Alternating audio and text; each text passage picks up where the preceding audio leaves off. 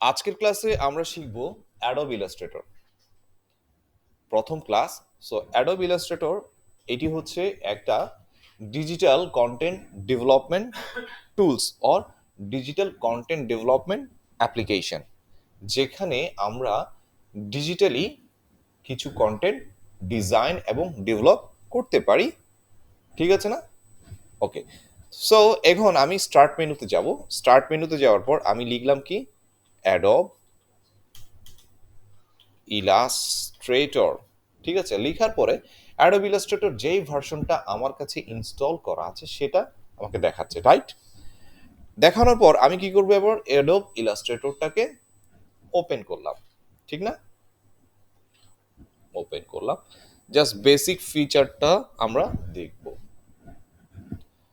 এখন অ্যাডোব ইলাস্ট্রেটরের আমরা এই স্ক্রিনটা দেখছি, ঠিক না? ফাইলে যখন আমরা ক্লিক করছি তখন আমাকে সে বলতেছে কি নিউ, অথবা এখানে বলতেছে কি ক্রিয়েট নিউ অর ওপেন। এখানে যত কাজ আছে সব কি হচ্ছে, আছে না? তাহলে আমি যদি ক্রিয়েট নিউ দিই তাহলে আমাকে বলতেছে আপনি যে কাজ করবেন সেই কাজের জন্য আপনি আসলে কি কি কাজ করবেন। ঠিক না? এখন কথা হচ্ছে কি, একটা ফেসবুক প্রোফাইল পিকচারের জন্য যদি আমরা কাজ করি সেটির সাইজ হচ্ছে 500 বাই 500 পিক্সেল। ওকে, সো আমরা 500 বাই 500 পিক্সেলসের একটা আর্ট বোর্ড নিব। মানে অ্যাডোব ইলাস্ট্রেটরে এটাকে বলা হয় কি আর্ট বোর্ড, মানে যে হোয়াইট স্ক্রিনটা আসবে সেটাকে বলা হয় আর্ট বোর্ড। ওকে, তো আমি এবার কি করলাম, ক্রিয়েটে ক্লিক করলাম। ওকে, এখন হোয়াইট স্ক্রিনটা কি বলছিলাম আমি, আর্ট বোর্ড। এখানেই আমরা ডিজাইনটা করব, রাইট? এখন আমি তো একটা ফাইল ওপেন করলাম না, ইলাস্ট্রেটরের জন্য একটা প্রজেক্ট ওপেন করলাম, আনটাইটেল 1 দেওয়া আছে। ওকে, এখন এই বাম পাশে এগুলো হচ্ছে কি টুলস, এগুলো হচ্ছে কি টুলস। ঠিক আছে, টুলস। এবং আমাদের যদি কোনো আরো এক্সট্রা টুলস লাগে তখন আমরা উইন্ডোতে যাব। উইন্ডোতে গিয়ে এখানে যেসব টুলসগুলো আছে সেগুলো আমরা দেখব। এবং এখানে যে টুল বারটা আছে সেখানে আমরা যদি অ্যাডভান্সটা যদি ক্লিক করে অ্যাডভান্সটা, এটা অ্যাডভান্স অপশন দেখাচ্ছে, বেসিক দেখতাম তাহলে আমাকে বেসিক দেখাতো। ঠিক না? এটা হচ্ছে কি বেসিক টুলবার। ঠিক না? আবার যদি উইন্ডোজে যাই টুলবারসে গিয়ে যদি আমি বলি না আমার অ্যাডভান্স দরকার, আমি অ্যাডভান্সে ক্লিক করলাম, তখন আমাকে পুরো অ্যাডভান্স ফিচারটা দেখাচ্ছে। ঠিক, রাইট? এখন অ্যাডোব ইলাস্ট্রেটরে আসলে আমরা কাজ করব কি বিভিন্ন শেপ ড্র করা, শেপ তৈরি করা, শেপকে কাজে লাগানো, সব ডিজিটালি একটা অ্যাপ্লিকেশন এনভায়রনমেন্টের মাধ্যমে। ঠিক না? এবং এটির মাধ্যমে আমরা কি করব, ডিজাইন এন্ড ডেভেলপ করব। ঠিক না? কি করব, ডিজাইন এন্ড ডেভেলপ করব একটা পার্টিকুলার অবজেক্টিভস নিয়ে। ঠিক আছে না? একটা পার্টিকুলার অবজেক্টিভস নিয়ে আমরা কি করব, ডিজাইন এন্ড ডেভেলপ করব প্রতিটা জিনিস। এটাই তো? ওকে, এখন কথা হচ্ছে কি, আমরা এটার নাম কি জানবো, এটা হচ্ছে কি সিলেকশন টুল। এটা হচ্ছে কি ডাইরেক্ট সিলেকশন টুল। এটা হচ্ছে কি ম্যাজিক ওয়ান্ড টুল। আর এটা হচ্ছে কি ল্যাসো টুল। এটা হচ্ছে প্যান টুল। একজন গ্রাফিক ডিজাইনার সচরাচর প্যান টুলের উপর মাউস কন্ট্রোলিং করতে করতেই খুব ভালো ডিজাইন স্কেচ করে থাকে। একজন ভালো গ্রাফিক ডিজাইনার হতে গেলে বা ডিজিটাল আর্টিস্ট হতে গেলে তখন অবশ্যই প্যান টুলের কাজগুলো আমাদের ভালো করে জানতে হবে। It's a part of mouse control or nothing else. ঠিক না? একজন খুব ভালো গ্রাফিক ডিজাইনার হতে গেলে আমাকে অবশ্যই জানতে হবে কালার ম্যাচিং থিওরি, কোন কালারের সাথে কোন কোন কালার ম্যাচ করে। ঠিক না? কারণ ইউজার এক্সপেরিয়েন্সের জন্য আমাদের কি দরকার, কালার ম্যানেজমেন্ট দরকার। তাহলে একজন গ্রাফিক ডিজাইনারকে আমি কি বললাম, ডিজিটাল আর্টিস্ট, কারণ সে ডিজিটালি কি করে, আর্ট করে। So whenever you are going to start a new design, you have to think about design thinking.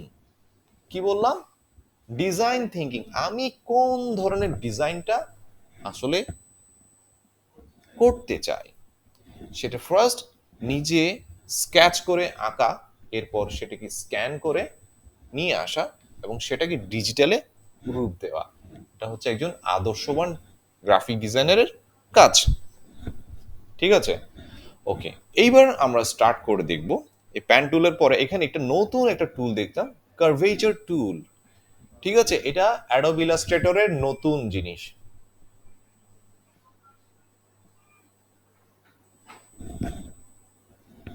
এটা অ্যাডোব ইলাস্ট্রেটরের নতুন জিনিস, আর এটা হচ্ছে কি টাইপ টুল। এটার পরে কি হচ্ছে কি লাইন সেগমেন্ট টুল, মানে কি এটা বিভিন্ন লাইন বাই লাইন ক্রিয়েট করে। এরপর দেখছি কি এটা শেপার টুল। এটা হয়তো আমরা কাজ নাও করতে পারি,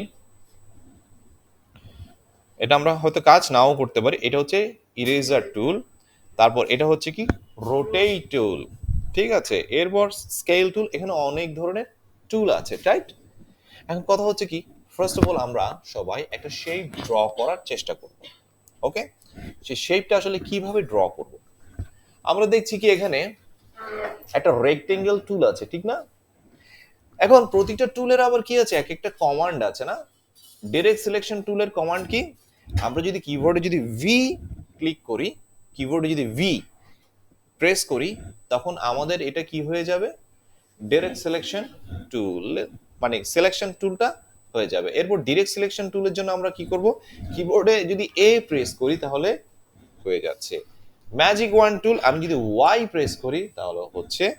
ল্যাসো টুল আমি যদি কিউ প্রেস করি তাহলে হচ্ছে।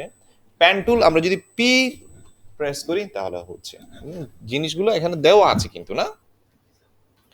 এখন কথা হচ্ছে আমরা বাই ডিফল্ট সিলেকশন টুলটা বেশি ব্যবহার করে থাকি যে কোনো কিছু একটু নাড়াচাড়া করানোর জন্য। এখন এখানে রেক্ট্যাঙ্গেল টুল আছে, এটাকে যদি আমি একটু রাইট ক্লিক করি এখানে আরো অনেক টুল চলে আসছে। এলিপস টুল আছে, রেক্ট্যাঙ্গেল টুল, দুইটার কমান্ড আছে, আরগুলোর কোনো কমান্ড নেই। Okay, so in the meantime আমি এখন স্টার্ট করব বাংলাদেশের একটা ন্যাশনাল, আমাদের আমাদের ন্যাশনাল ফ্ল্যাগটা আমরা ড্র করব। ঠিক আছে, রেক্ট্যাঙ্গেল অ্যান্ড এলিপস টুল ব্যবহার করে, রেক্ট্যাঙ্গেল অ্যান্ড এলিপস টুল ব্যবহার করে আমরা আমাদের কি তৈরি করব, ন্যাশনাল ফ্ল্যাগটা ক্রিয়েট করার চেষ্টা করব। ওকে, সো আমরা এবার কি করলাম, সিলেকশন করলাম কোথায়, রেক্ট্যাঙ্গেল টুলকে সিলেকশন করলাম। রেক্ট্যাঙ্গেল টুলকে সিলেকশন করার পর আমরা এটা মাউসের লেফট বাটনটা ক্লিক করে এবার একটা কি করলাম, শেপ ড্র করার চেষ্টা করলাম, যেমনটা আমরা মাইক্রোসফট অফিসে শেপস থেকে নিয়ে অনেকগুলো শেপ ক্রিয়েট করতাম, রাইট? ওকে, তাহলে আমরা এখন এটা কি করলাম, একটা শেপ ক্রিয়েট করলাম। শেপ ক্রিয়েট করার পর এটা হচ্ছে বডি, আর এটা হচ্ছে বাইরের ব্ল্যাক সাইডটা হচ্ছে কি আউটলাইন। তার মানে এটা হচ্ছে বডি ব্যাকগ্রাউন্ড কালার আর এটা হচ্ছে আউটলাইন কালার, রাইট? তাহলে আমি এখন কি করব, আউটলাইন কালারটাকে কি করে দিব, নো করে দিব, নো নো কালার না। তাহলে আমি আউটলাইনে চলে গেলাম, আউটলাইনে চলে যাওয়ার পর এই জায়গাতে যেটা নাম লেখা আছে সেটাকে আমি প্রেস করে দিলে এটা আউটলাইন কালারটা চলে যাবে। এরপর আমি এখন কি ব্যাকগ্রাউন্ড কালারটাকে কি করব, চেঞ্জ করব। চেঞ্জ করতে গেলে আমি কি করব, ব্যাকগ্রাউন্ড কালারটাকে সিলেক্ট করলাম, সিলেক্ট করে এটিতে আমি আবার কি করলাম, ডাবল ক্লিক করলাম। ডাবল ক্লিক করার পর আমি এখান থেকে কালার চুজ করতে পারছি। বাই ডিফল্ট এটা আর জিবি এই পজিশনে আছে, ঠিক না? আর যদি আমরা যদি এখানে যদি চিন্তা করতাম এটাকে আমরা অন্য কিছুতে নিয়ে যাব, তাহলে আমরা অন্য কিছুতে নিয়ে যেতে পারতাম, ঠিক না? বাট আমরা এটা কি করতেছি, পিক্সেলস ফরম্যাটে করতেছি, এটা কি আছে আর জিবিতে আছে। তাহলে আবার কি করছি, ব্যাকগ্রাউন্ডে চলে গেলাম। যাওয়ার পরে আমরা এখানে কি করতেছি, কালার চুজ করব। এখন আমরা কি গ্রিন কালারটা চুজ করলাম, চুজ করার পর চুজ হলো, এটা বেশি ডিপ হয়ে গেছে না, ডিপ গ্রিন হয়ে গেছে। ওকে, তাহলে এটা হচ্ছে গ্রিন চলে আসলো না কালারটা, ঠিক না? আচ্ছা, আর একটু ব্রাইট করে দিব, এখন গ্রিন। ওকে, আচ্ছা, তাহলে এখন কথা হচ্ছে কি, গ্রিনের অনেক ভ্যারিয়েশন আছে, কি এটা কি ডিপ হচ্ছে নাকি গ্রাস গ্রিন হচ্ছে নাকি লিভ মানে অলিভ গ্রিন হচ্ছে নাকি লিভ গ্রিন হচ্ছে, মানে অনেক রকম আছে। ঠিক আছে, তো এখন এটা হলো। এইবার আমি চিন্তা করতেছি কি, একটা মানে কি সার্কেল শেপ নিব, তখন এটা কি করতে হবে, আমাকে এলিপস টুলটা ব্যবহার করতে হবে। আমি এটা কি করলাম, রাইট ক্লিক করলাম, রাইট ক্লিক করে এলিপস টুলটা সিলেকশন করলাম। এলিপস টুলের কমান্ড হচ্ছে এল। তো আমি এই জায়গায় আসলে একটা শেপ ড্র করব না, তাহলে আমি যে কোনো একটা জায়গায় এইভাবে ধরে মাউসের লেফট ক্লিক করে লেফট বাটনটা মানে চেপে ধরে কি করলাম, নিলাম। এখন কথা হচ্ছে, এখন মাউস করে একটা শেপ তো করে নিলাম, ড্র করলাম। এখন এটা কোন দিকে আছে, একটু বামে ডানে আছে, একটু বামে আছে, একটু মাঝখানে আছে। এটা কি করব, কিবোর্ডের মধ্যে অ্যারো সাইন করা কিছু কি আছে না, উপরেরটাও দিলে উপরে চলে যাবে, বামেরটা দিলে বামে চলবে, ডানেরটা দিলে ডানে চলবে, নিচেরটা দিলে নিচে চলে আসবে না। আমরা একটু খেয়াল করে মাউস কন্ট্রোল মতো এটাকেও কন্ট্রোলটা শিখলাম, শেপ এদিকে নিয়ে উঠানো নামানো আশেপাশে যাওয়া, ঠিক না, নিয়ে গেলাম। এইবার এটা তো সিলেকশন করা অবস্থায় আছে, ঠিক না, এটা বাই ডিফল্ট গ্রিন কালার দেখাচ্ছে। এখন আমি এটাকে কালারটাকে রেড করব, ঠিক না। তাহলে আমি এখানে কি ডাবল ক্লিক করলাম, ডাবল ক্লিক করার পর আমরা রেড যেখানে আছে সেখানে চলে যাব, ঠিক না।